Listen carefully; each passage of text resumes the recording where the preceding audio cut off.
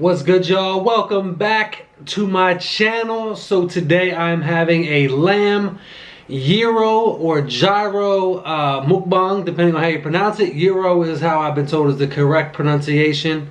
Also some fries. I got this from the same place I got the chicken tenders from that I got the other day. Flame Gyro and Kabab. They have great gyros there, or gyros, I'm sorry, there. So and the lamb is my favorite, so that's what I got. Also going to be talking about Nightmare on Elm Street. Alexandria Burns in my community put up Freddy Krueger as a request, so I just kind of took that as Nightmare on Elm Street. So just kind of I'm going to talk about my favorite movies in the franchise and just kind of talk about that whole franchise in general. But I'm gonna get started with this yummy gyro first. Take a look at that.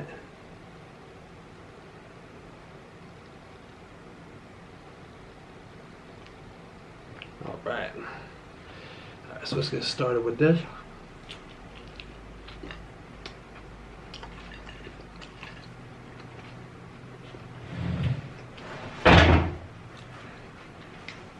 So in the gyro, there is this lettuce, tomato, and tzatziki sauce or white sauce.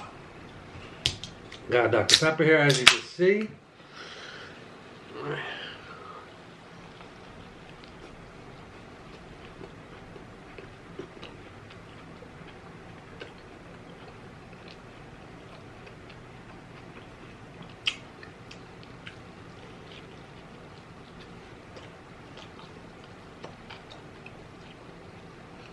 Mm.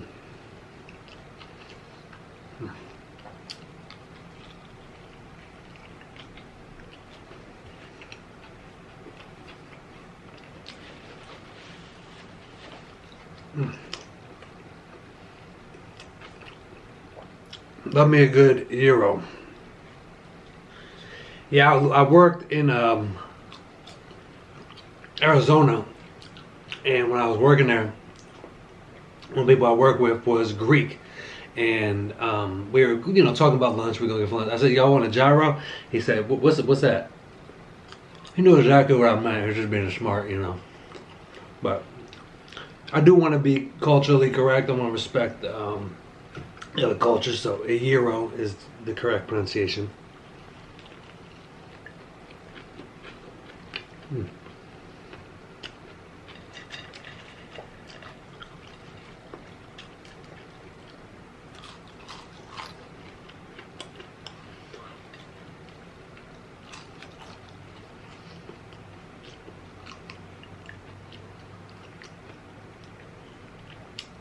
Lamb and that white sauce go perfect together. Mm.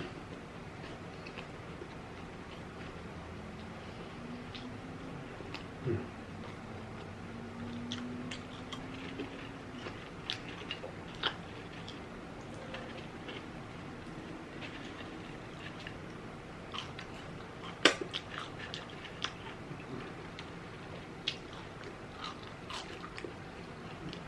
I'm gonna take another bite of this and then we'll get into the movie. Mm.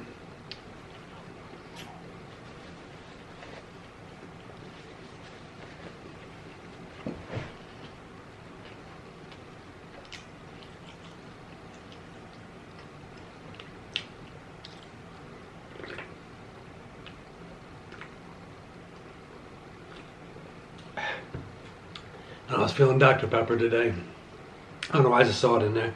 It used to be one of my favorites. It's kind of fallen off as one of my favorite sodas. I haven't had it in a while. I think I heard some stuff about it, like it's really terrible. But it's like a childhood thing. I told a story in another video that was like this soda that was given to me when I got out of the hospital one times. But Nightmare on Elm Street. So Freddy Krueger is, the big villain in Nightmare on Elm Street, the franchise. And he was created after Michael and Jason. And he's not your typical, like, slasher. He talks. He has personality. And that's why I really like him. And like funny little kind of side story. When I was little, my parents were split up. But like I would spend weekends with my dad, and I was like real little, I think like 5, 6, like, and I remember Freddy being on there, and I remember having nightmares about Freddy back then. I don't think it super scared me because I still don't have it more today. I was more scared of like Chucky, but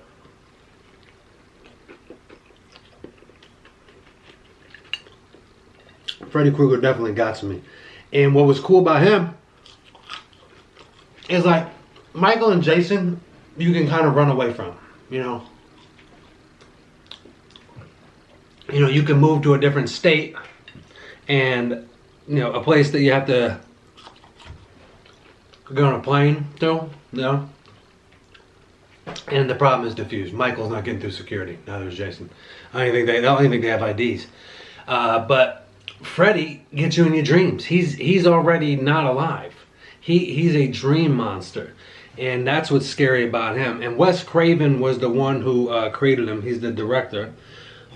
Let me get this fork and get some of this gyro.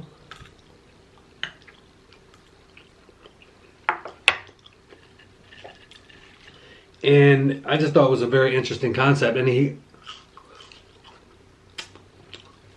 got the idea, apparently, from... He read some article about kids who were afraid to go to sleep and who were dying in their sleep and just like weird stuff like that, and he kind of just tied in the character. So, for the story of Freddy is, he lived in the town and was like, and the parents of the town tried, not the parents, but the parents of the town currently, when they were kids, they tried to burn his house down. He like lived in a warehouse by himself. He's kind of creepy.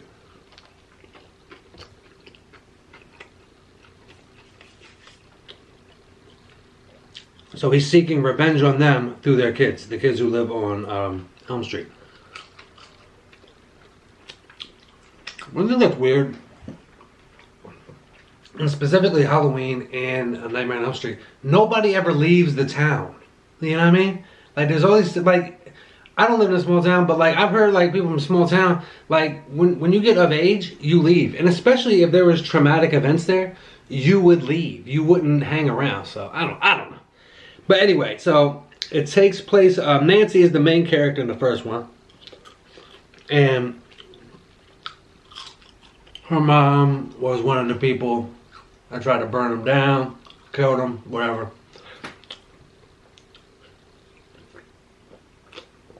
And the first one is just, it's like, the whole franchise, it gets very comedic later on. The first one is pure scary. It's Freddy haunting you in your dreams. There is some scary imagery in this movie. And one thing that they play on, especially in this one and kind of in the second one, is in school. There's a couple scenes in the school where, like, I don't want to give away the scene, plus it's kind of graphic, so I don't want to go into too much detail. But school is typically a safe place, and I don't know about you guys, but I've had dreams, and a lot of them recurring ones take place in school. School can be a scary place. I think that's what the Nightmare is playing off of.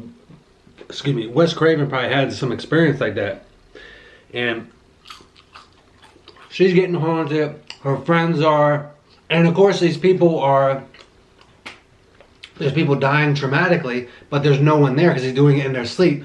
Wrong people get pinned for what happened, and then those people, something happens to them, and it's just continuous stuff going on, and the town is in mystery. And naturally, like, one thing that horror movies do is they typically paint the cops as idiots.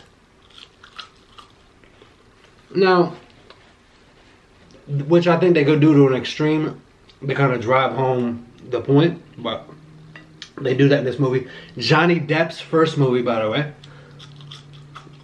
is the original Nightmare on Elm Street. But yeah, very scary. Again, like I talked about yesterday, but 2 days ago, with The Thing, they use practical effects. Freddy coming out of the wall and stuff like that is done with great practical effects and no CGI. There's no CGI involved in this film. But yeah, Nightmare on Elm Street 1, one of the classic.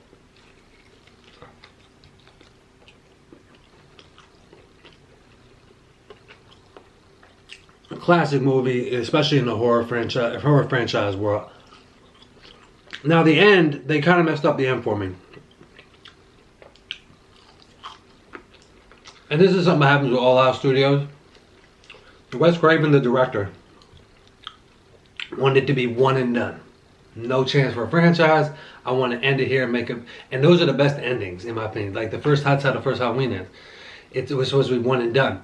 And the ending is just, there's a weird effect at the end with the mom getting pulled through. I don't want to ruin too much, but it looks kind of corny. Like the last 10 minutes are just kind of corny for a movie that was scary all the way through. The Johnny Depp end scene when he's in his bed, when the blood comes up, I mean, that's crazy. But yeah, that's worth the price of admission right there.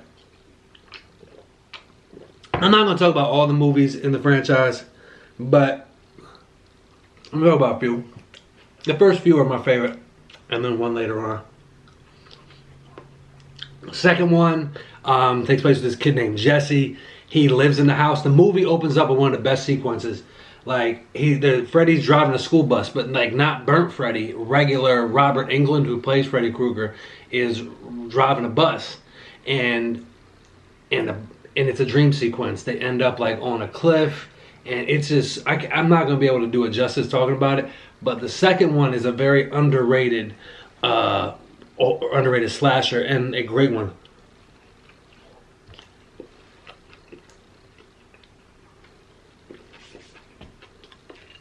Now, granted, it's got some weird stuff going on, so there's some weird themes going on.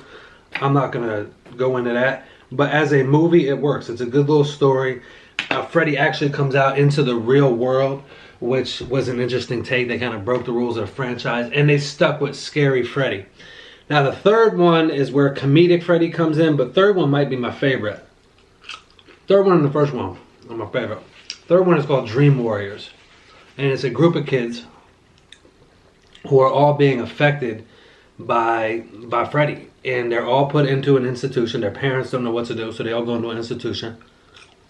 Nancy from the first one comes back to kind of help them out. But yeah, it's a great story. Like, the characters are really good. You got a great group of diverse kids, different personalities, and there's some great, I don't know, finishing scenes, I guess you can call them.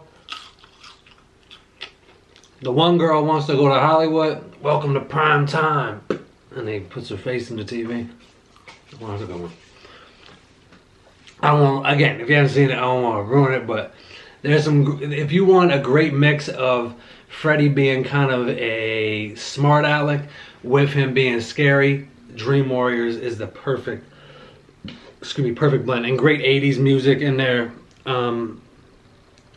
Yeah, overall good movie.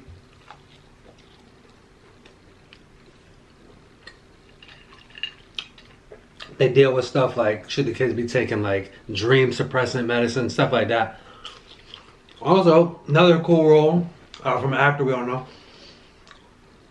Not his first one, I'm sure, but Lawrence Fishburne's in there. He's like a nurse's aide or something. But he's very cool. He's like kind of like the hangout guy. He's a very cool actor in this movie. But yeah, and then after that, I don't know, the movies just kind of go really bad for me. The stories get bad. And as someone who liked Dream Warriors, when I was watching all these movies in a row, I did this about a year or so ago. I just wanted to binge watch them. I got the whole set on DVD, wanted to watch them all. And they always remove the other characters in the next movie. And like Dream Warriors, I love the characters, especially the one, his name is Kincaid, and I forget the name of the other girl. But this is a great group of characters, and they just wipe them out.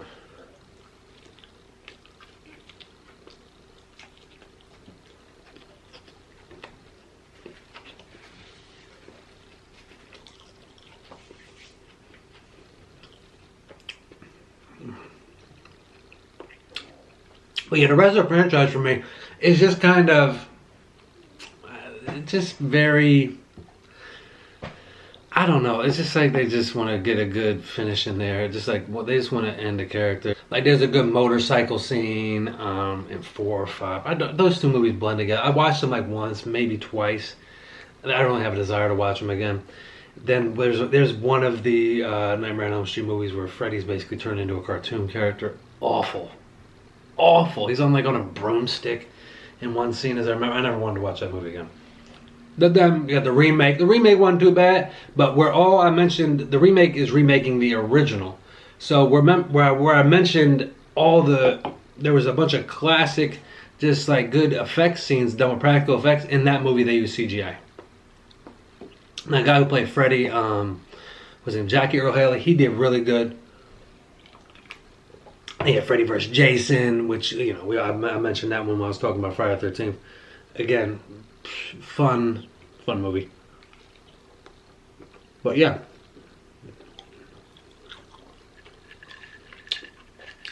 If you're gonna watch one of those, I would recommend either the first one or the third one. But the second one isn't bad either. The second one is not a bad movie at all.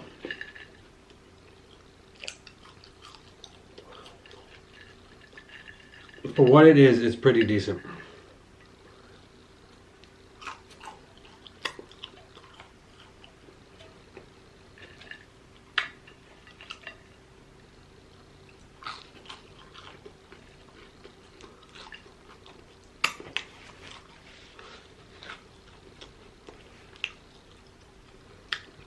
But yeah, thank you, Alexandria, bringing up Freddy Krueger. He's an icon. He was big in the 80s. He has personality. And I do like that. But they go too over the top with the comedy. That's when I don't like. Then he loses his scariness. Like, the fact that he can get you in your dreams is scary. I prefer the dark, scary version of the character versus the comedic version. But I mean, Dream Warriors is the one that balances them perfectly.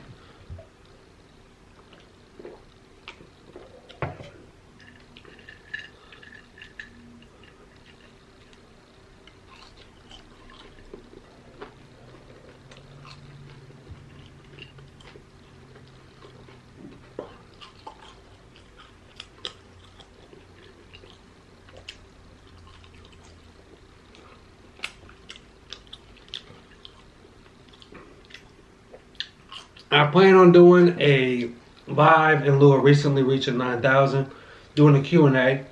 Let me know if you guys would like me to do a Q&A. I'm happy to do that.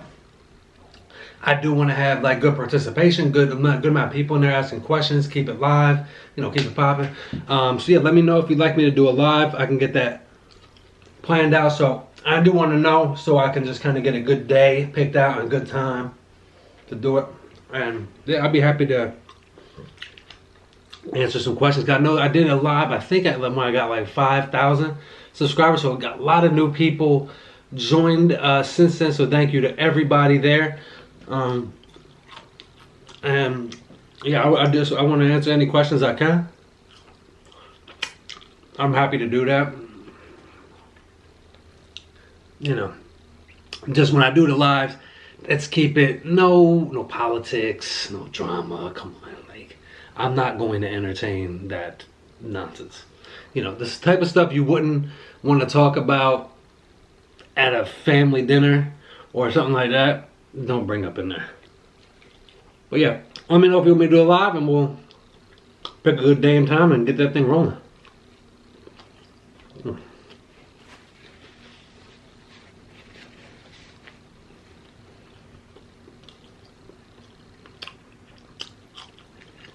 Love me a good gyro.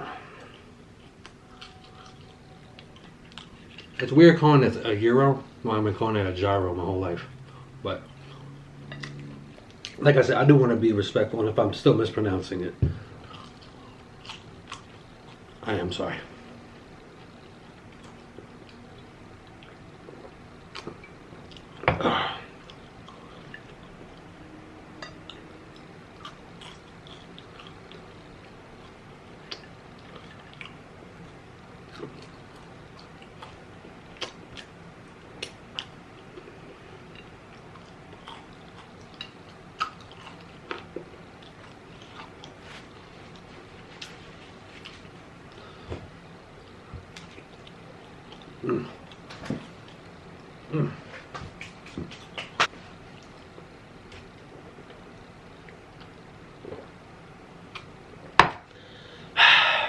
Alright guys, well thank you very much again for joining me today for this mukbang, this meal. I appreciate your company, I appreciate your time, and thank you for listening to this review. My thoughts on kind of just all over the place on Nightmare on Elm Street, one of those legendary horror franchises. I will be doing another review tomorrow. Tomorrow I'll be doing one of a movie I have never seen.